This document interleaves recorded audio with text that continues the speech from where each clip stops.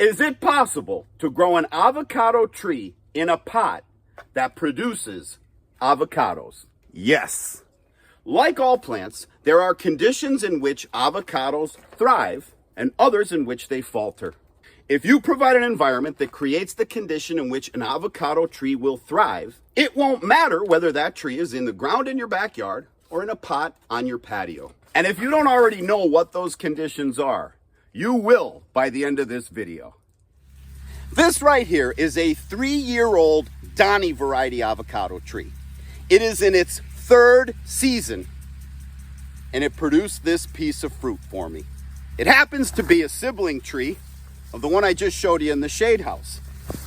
Both these Donnies were planted on exactly the same day. I grafted them on the same day. The cuttings came from the exact same Donny variety avocado, but this one I put in the ground at the beginning of this season. This one I've chosen to keep in a pot because I use it as a prop in my videos.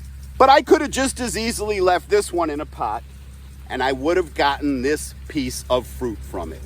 But for you, the backyard grower, the person with a patio or a balcony or a teeny tiny backyard, maybe you're renting somewhere and you don't want to put a tree in the ground. Maybe your HOA doesn't allow you to put trees in the ground. I encourage you to grow your trees in pots and get them to fruit just like this guy here. In order for you to do that, you need to manage 3 factors. First, you got to be in the right climate.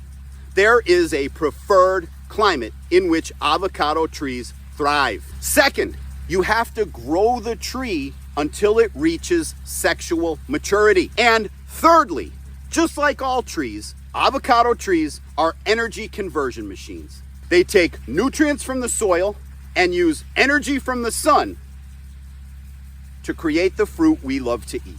Let's take a little walk around the grove and talk about factor number 1, being in the right climate. You ever notice you don't see palm trees growing in Sheboygan, Wisconsin? You ever come across a watermelon in the Sahara Desert? Of course not. That's because every plant has its preferred environment. And for that reason, the United States Department of Agriculture has divided the country up into hardiness zones. If you, like more and more people every day, want to start growing your own food at home, it is crucial that you know the USDA hardiness zone for your zip code. You can find that out real easily simply by using Google. If you live in hardiness zone 7A or above, and you do the things I talk about in this video, you'll be growing avocados just like this in a pot on your patio. Let's go back to the shade house and talk about factor number 2. Sexual maturity. We're back in the shade house to talk about the second condition, sexual maturity. Inside this piece of fruit is a seed.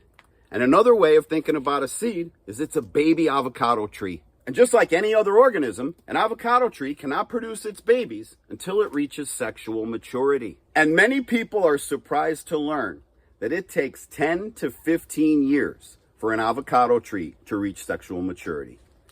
I planted this little seed a couple months ago. Look, it's just starting to sprout a tree. If I let this grow, this won't be able to produce fruit for another 10, 12, maybe even 15 years. The reason you won't be able to grow a tree from seed in a pot to produce fruit, now you could do it in your backyard, but the reason you won't be able to grow it from seed is because by the time this tree is 10 years old, it's going to be 20 feet plus high and 20 feet wide and have a root system that's also 20 feet wide. Unless you have a super gigantic pot the size of a backyard, you're not going to be able to grow a tree from seed and get it to produce fruit in a pot. Luckily for you, we have a way to shortcut that process. We use a cheat code. There's a technique called grafting that allows us to grow trees that gives us fruit in year 3. We take a cutting from an already mature tree. We take a cutting from a tree that's already producing fruit, and we insert that cutting into our seedling. Then we tape it up. I'm holding in my hand a 2-year-old tree that is already sexually mature. And I recommend you go to a local nursery and get yourself a tree, right? We already talked about living in the right climate. If you live in the right climate for growing avocados, I'm sure there's a nursery nearby that already has avocado trees for sale. And nurseries don't sell seedlings, they sell grafted trees. Now let's go back out into the grove and talk about physics. let's talk about the way these incredible trees are energy conversion machines. The third and final thing you need to know in order to get your potted avocado tree to produce fruit is that avocado trees are energy conversion machines. In order for all this fruit behind me to grow, something incredible had to happen. Hundreds of thousands of years ago. Let me say that again. Hundreds of thousands of years ago, a nuclear reaction took place in the core of the sun, at the center of our solar system. And that reaction released a photon. And for hundreds of thousands of years, that photon's been bouncing around inside the sun, trying to escape the sun. And finally, it made its way to the edge of the sun, and it launched straight toward Earth, traveling at light speed, right? It's a photon. They're the only things that travel at light speed. And 7 minutes and change later, it hit one of these leaves. And the leaf used a process called photosynthesis to convert that light into energy. And the tree then used that energy to take the nutrients that it's been soaking up from the soil, right? All the fertilizer, all the goodies, all the food that a tree loves to eat. The tree used the energy from that photon that was created hundreds of thousands of years ago to create this piece of fruit. There's a lot of nutrients down there in the soil. But every year, as those photons are hitting my leaves and my leaves are converting that energy into fruit, the nutrients leave the soil, they go into the fruit. This fruit goes into a box, it goes to your house, and it goes into your belly. The nutrients actually leave my ground and go into your belly. But in order to create this kind of biomass, look at this is just one little branch with what, 30 avocados hanging from it? It had to suck a lot of nutrients out of the ground. There's a lot of nutrients in the ground, but there's not a lot of nutrients in a pot. So if you're gonna grow in a pot, find the biggest pot you can find and fill it up all the way. And make sure you fertilize it 4 or 5 times a year. Because if there's no nutrients in that soil, there's nothing for your tree to convert into fruit. So the bigger the pot, the better.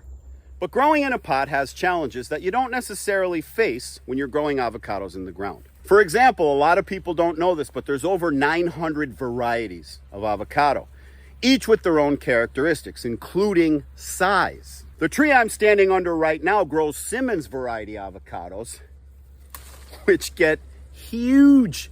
What do you think's gonna happen to that little tree out on your patio, sitting in its little pot, if it tries to grow a 3-pound Simmons avocado? It's just gonna yank your tree, bend it over, and bring it right to the ground. In addition, remember factor number 3. Trees are energy conversion machines.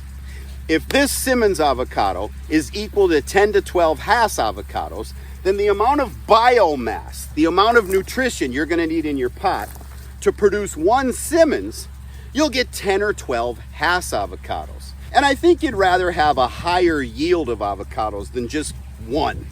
I think I'm gonna make this the last video where I use this guy as a prop. I'm gonna pick this right now. Now you know that it is possible to grow avocados on a tree in a pot. You know what the climate needs to be. You know that your tree needs to reach sexual maturity. You know how to give that tree the nutrients it needs so it can convert those nutrients to fruit. And you know that it would be best to choose a smaller variety over a large variety.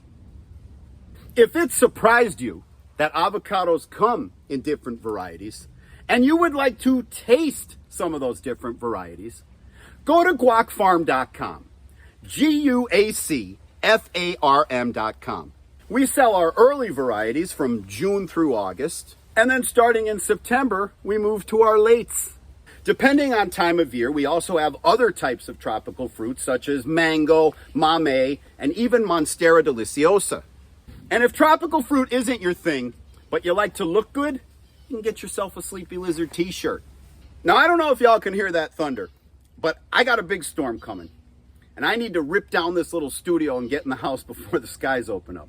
While I do that, you go to guacfarm.com and I will see you on the next video.